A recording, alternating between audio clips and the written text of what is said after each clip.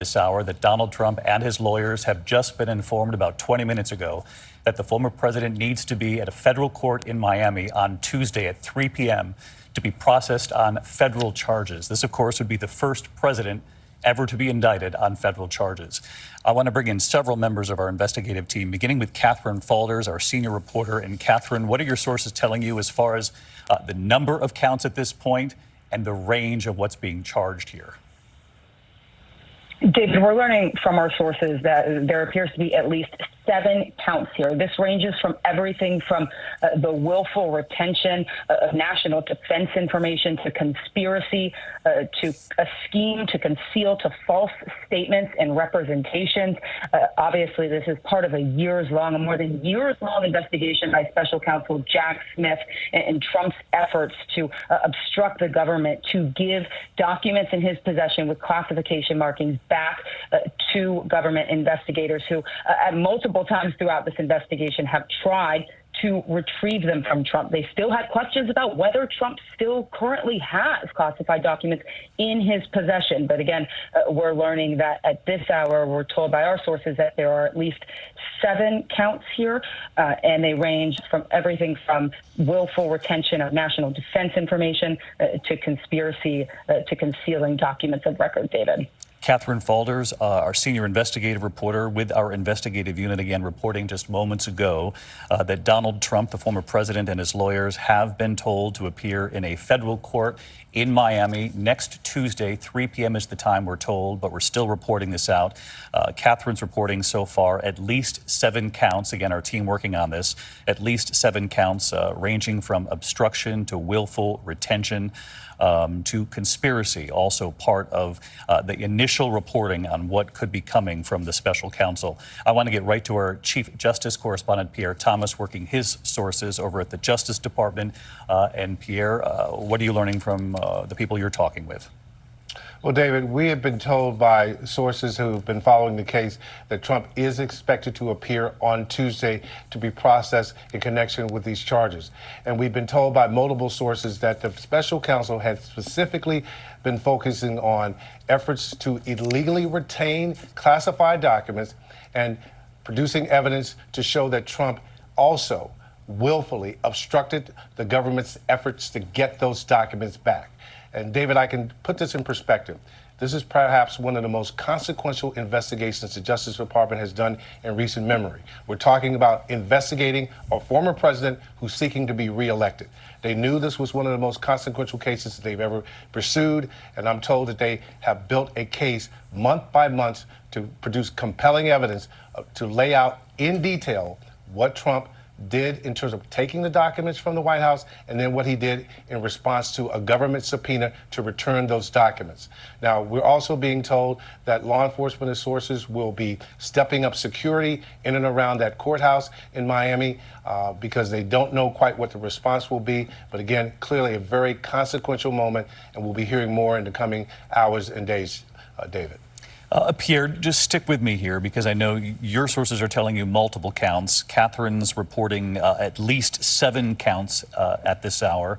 And Pierre, as you know, these counts range from obstruction, conspiracy, willful retention of documents pertaining to the national defense. What does this tell you? It would seem it involves more than just the former president when you hear conspiracy being listed as one of these potential multiple counts here. When you look at the case that they previously laid out in terms of the affidavit for the search warrant, in terms of why they went in, it was clear that the government had indications that there were people working with the president to perhaps move documents, hide documents. There's a key moment that we've been reporting on for some weeks, David, where apparently after receiving the subpoena, Trump and his associates knew that federal prosecutors were going to come to Mar-a-Lago.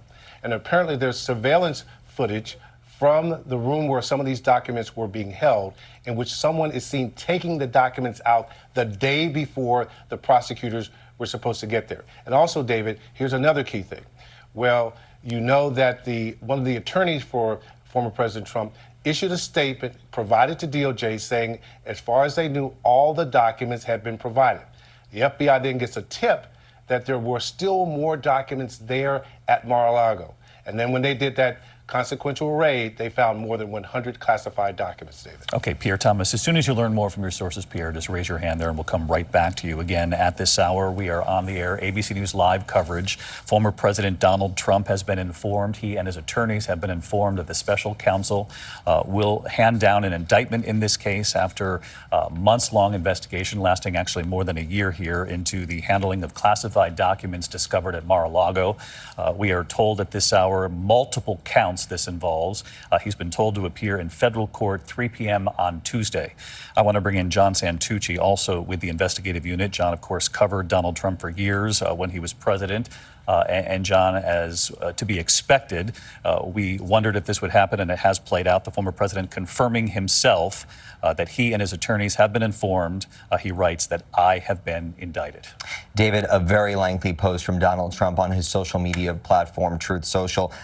It's extremely long. He goes on to say he never thought this was possible, calls it a dark day. But David, I can tell you from my sources that have been around the former president for much of the last week, they very much thought this was possible. They have been huddled in Bedminster, New Jersey, where the former president spends his summers, waiting for this today. They have been anxious. They were watching news coverage yesterday of Trump's former spokesperson, Taylor Buttigieg, going before that grand jury down in southern Florida. And David, that's a bit of a mystery to the Trump team. You know, they've been watching friends, allies, and now enemies of the former president go before a grand jury in Washington, D.C. that's been hearing the presentations by special counsel Jack Smith for the better part of a year. But only up until the last couple of days, few weeks even, did Team Trump learn about this other grand jury. And we believe, David, as we reported here on your show last night, it was when Team Trump received that target letter in just the last couple of weeks that they were told by special counsel Jack Smith that the former president was indeed a target of that investigation. I am told by my sources that the president for the last couple of days has just been waiting for this, knowing it was coming. He joked to one aide, another one, of course, referring to his first indictment in Manhattan earlier this year. And we know that they are already planning a trip down to Miami, David. We are told from one source that they are looking at some sort of a campaign event around it, thinking that another indictment will do something better for Donald Trump's chances at a third bid at the White House. I want to go back, John, to that one point you made. We reported here on World News Tonight just earlier this week about that letter that Donald Trump received, he and his lawyers. I think to a lot of our viewers, that would sound almost obvious after months and months of reporting on this investigation. But that was essentially their sort of official signal from the special counsel that this could very well be coming, and now it's played out tonight. The official signal for sure, David. I mean, a target letter from a federal prosecutor lets you know that you are indeed just that. You are a target. We are looking to indict you on charges. But obviously, David, as you note, it's not a surprise. Between the many people that have gone before the grand jury, the many people that received document retention letters for subpoenas, and let's not forget, David, federal investigators have been to Donald Trump's home at Mar-a-Lago multiple times. And obviously the big one we all saw nearly a year ago, last August, where federal agents raided Mar-a-Lago looking for documents, looking for records. And as our team has reported, they found hundreds, David. John Santucci, stick with us here. And again, John, as soon as you learn more, just let me know. We'll come back to you. I want to bring in our chief legal analyst, Dan Abrams, following all of this really every step of the way with us. And Dan, first question for you. When you hear that he's been told to show up Tuesday afternoon in federal court in Miami, in Florida, what does the venue tell you? What more can we glean from this? So, what is in Washington, D.C. We'll come back to John, and we'll come back to Dan Abrams in just a moment as soon as we get the audio figured out there. John Carl also standing by with me. John, our chief Washington correspondent. John, we know the venue will play a major role, but the question I wanted to ask you really is a much bigger picture here because I don't want people to grow numb to these headlines that seem to come almost daily. This is something we have not seen before. The first time a former president has been indicted on federal charges. And again, it's the former president himself tonight who says, I have been told that I have been indicted. David, it's truly an historic moment. Donald Trump, as you mentioned, the first president, former president of the United States to be indicted on federal charges. This is also the second time a former president has been indicted, period. The first time was also Donald Trump, indicted on local charges. The Manhattan District Attorney indicting him on charges related to hush money payments to Stormy Daniels. And we also know that a grand jury is very active in Fulton County, Georgia, looking to bring state charges against Donald Trump related to his efforts to overturn the presidential elections in the state of Georgia. So think about this, David. You have a former president of the United States, currently a candidate for president again, who is now under indictment on local and federal charges, and possibly soon also on state charges. Truly an historic moment, and compounded by the fact that as he campaigns now for the presidency for the third time to get back to the White House, he has made fighting back against these charges the centerpiece of his campaign. His campaign slogan at this point is, "I am your retribution." That is his message to his supporters. He tells his supporters that prosecutors are going after him because what they really want to do is go after them. So yes, he is battling for his political life here. He may be battling for his freedom. These are serious charges that could mean a serious jail time. But as he is doing it, he is making it the centerpiece of his presidential campaign. And in the short term, John, it might help, cultivate support from the core group of supporters who continue to follow him and believe in him, at least in the short term. When you hear reports from John Santucci and others that he might hold a rally in Florida right around this Tuesday appearance in federal court, the short term it might help, but over the long haul, when you talk about an indictment already here in New York City in the hush money case, and now a federal indictment from the special counsel Jack Smith, that is an unanswered question how the American people are going to feel and what they're going to think as they watch this unfold. And how it affects him as a presidential candidate. In New York, they have set a trial date, David, for the end of March next year. That's in the midst of the Republican presidential primaries. We'll see what happens here. We know there's an initial court appearance next Tuesday. But when is this trial? And when potentially is a trial if there's an indictment in Georgia?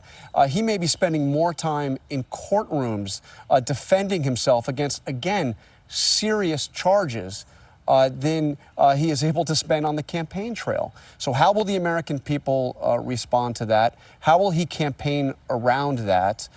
And how do the other Republicans handle it? We now are seeing an increasingly crowded field of presidential candidates willing to stand up, Republicans, to stand up and say that they are going to run against Donald Trump, with the latest entrance to the race, and his own vice president and former New Jersey Governor Chris Christie, once one of his most prominent supporters. So Republicans, not all of them for sure, but some prominent Republicans are now standing up and telling Republican voters that it is time to turn the page from the Trump era. No question. The Republican campaigns are watching these developments very closely tonight and trying to decipher what their strategy is moving forward, how to handle all this. John, Carl, our thanks to you as always. Dan Abrams now with us, back with us on the phone here.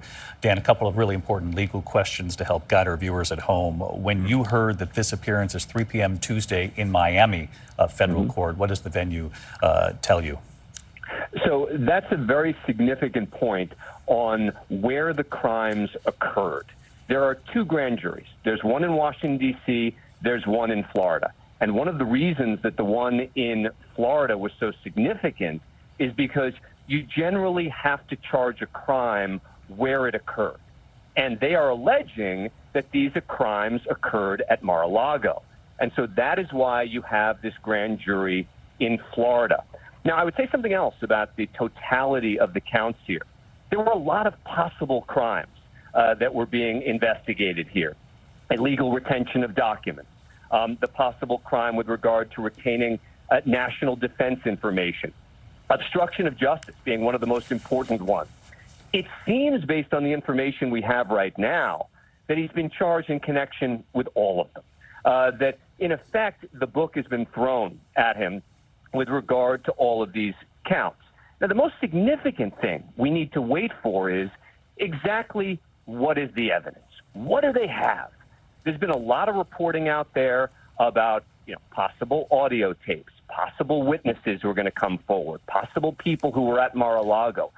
the devil is going to be in the details here, I think, on convincing the American public one way or the other. It's very easy for people who are against Donald Trump to just celebrate the indictment. It is very easy for people who want to support Donald Trump to just say, well, this is a witch hunt. The critical point is going to be, what do they have? What's the proof? What's the evidence? What can they present in court? And that is the thing we're still going to have to wait for until we can see the specifics surrounding this indictment. And Dan, so many people point to the other classified document cases that are front and center in the news as well. Mike Pence, classified documents found at his Indiana home. You remember I was interviewing him at his home right after news broke of the search at Mar-a-Lago, and I asked him if he took any classified documents with him when he left the White House, and he said no. He said it was a mistake publicly and that he was surprised himself that documents were found. He's been cleared now. That was reported by us and other outlets in the last couple of days. And of course, there's this ongoing look at current President Biden, and the classified documents discovered in his possession along the way as well. Now, again, as you point out, Dan, it's going to be very important to see what they lay out, whether or not this is a speaking indictment once we see it, that will help explain the narrative of what they found to the American people, really on all sides of this, no matter where you stand. But at least initially, Dan, given the fact that Mike Pence was cleared, and that the special counsel in this case, a very different case, is moving forward federal charges. Just help viewers at home understand the very obvious differences just from the public reporting on these cases so far. Yeah. Putting aside for a moment exactly what the documents were, putting aside making comparisons between which documents were more sensitive, et cetera. As a legal matter, it's the intentionality of the conduct. Remember, there was a subpoena here issued for specific documents with classified markings on them. That's what the subpoena said, a federal subpoena in May saying, hand over all of the documents that you have with classified markings. Prosecutors here, in effect, saying, not only did he not do that, but if there is a conspiracy charge here as well, they knew that they weren't doing it. They were intentionally not turning over these documents. We'll see what evidence they have, if any, of an intentional effort to hide documents. But it is the intentionality of the conduct that, as a legal matter, makes such a difference here between someone inadvertently, accidentally, mistakenly retaining a document, regardless of its level of classification. That'll be something else we'll have to think about, is there are different levels of classification. But it's the intentionality of the conduct that makes this completely different. And let me ask you this, it might be a difficult question to answer at this point, Dan, but is there any sense of relief in Trump world in Bedminster tonight when they learn of the venue, that it will be Florida and not Washington, D.C., where he has to show up, given the fact that there has been some speculation, legal observers have said, that perhaps he would be able to sit before a slightly more sympathetic jury, if you will? No doubt about it. No doubt that Donald Trump would rather have this case in Florida than in Washington, D.C. More sympathetic potential judges, more sympathetic potential jurors, a more sympathetic public in the whole in Florida. But I don't think there was much choice here. I mean, if the prosecutors had a choice, meaning if they could just say, oh, well, we'd like to prosecute this in Washington, D.C., they would much prefer to prosecute it in Washington, D.C., for the same reason that Donald Trump would prefer it happen in Florida. But as a legal matter, it is the correct thing to do it in Florida, where the alleged crime occurred. Dan Abrams, our chief legal analyst, with us here tonight following the breaking news at this hour that former President Donald Trump has been indicted, the former president acknowledging so himself through his social media tonight. And as we've reported here from the get-go, Catherine Faulders, the first to report that at least 7 counts our investigative team believes. And again, we've put the category of these charges up on the screen, though the exact detail we have yet to confirm. But broad range: obstruction, willful retention, conspiracy, expected to be part of these charges, these at least 7 counts, that the former president has been told to appear in federal court in Miami on Tuesday. As you heard Dan Abrams saying there, a lot of speculation that there might be some relief in Trump world, given that the venue will be in Florida, given his support from many in Florida. I want to bring in Aaron Katersky, who is in Florida as well tonight as we break this story. And Aaron, talk about, as you so carefully did when you were back here in Manhattan during the indictment involving the hush money case. This is obviously a much different level. These are federal charges. The first time we have ever seen this as a country, a former president indicted at the federal level. What will this country see play out come Tuesday afternoon when the former president has been told to show up? A much different kind of case, David, but a very similar process. And once the former president arrives here at the federal courthouse in downtown Miami on Tuesday, it will mark an extraordinary moment for the United States because Trump will be placed under arrest by the very government he was once elected to lead. Once he is formally arrested, Trump will be booked and processed as a federal defendant, and then he will appear before a judge to enter a not guilty plea to the criminal charges that you've outlined. And then perhaps we will understand the full scope of what the former president is facing and how potentially he may start to go about defending himself. All day today, we saw evidence that the grand jury had been nearing this moment, David. We saw members of special counsel Jack Smith's team going into and out of the room where the grand jury has been hearing evidence.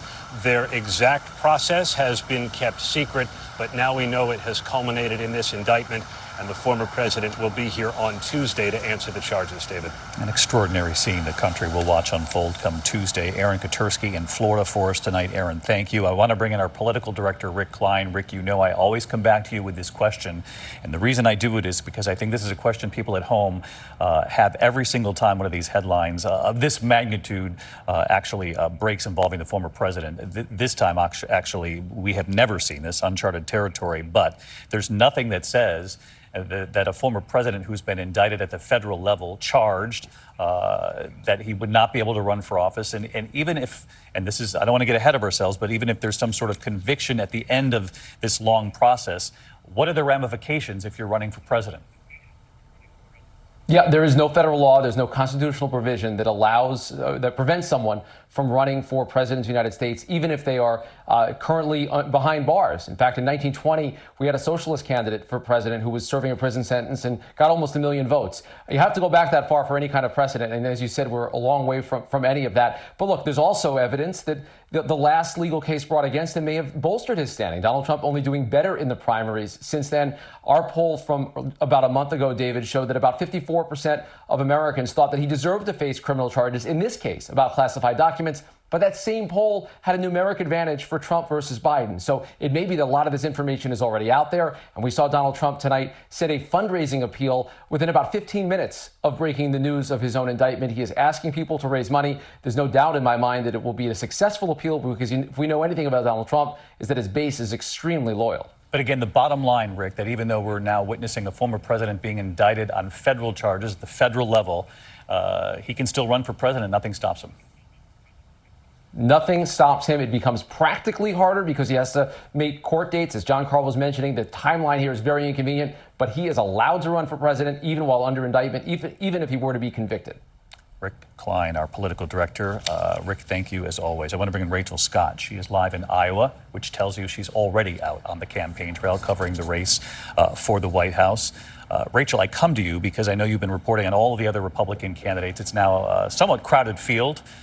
We know that Mike Pence entered the fray this week officially. He went so far as to say his former boss should never be president again, should never be allowed to be president again. Chris Christie in the race as well, the former New Jersey governor, who right out of the gate took on Donald Trump and by name. I gather all of these campaigns tonight are watching this play out and deciding what their next steps will be and how far they'll go.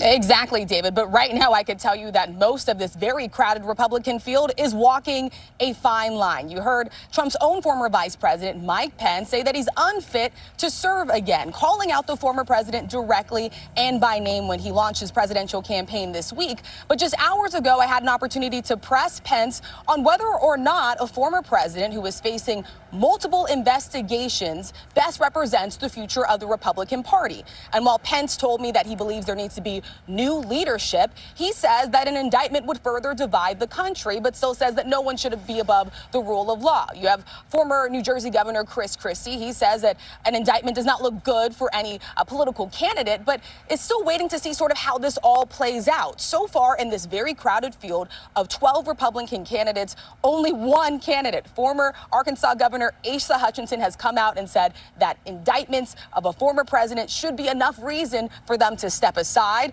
But we know that Trump is as defiant as ever. In fact, David, I could tell you right now his campaign is already fundraising off of this news.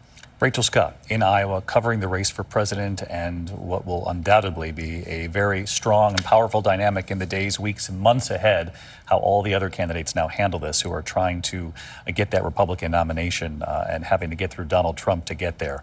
I want to bring in Terry Moran tonight. And Terry, it's a question I haven't been able to ask anyone yet, and this is bigger picture when it comes to the special counsel here, Jack Smith. There has been so little that's been leaked from this special counsel investigation. Of course, we haven't even heard from him. When you see the range of charges, and I've been really careful here because obviously we don't have the document in front of us. We just know at least 7 counts. We know the range of these charges. But when you see how significant these charges are, and a special counsel who knows the weight of history here in this decision, what does that say about the evidence they may or may not have?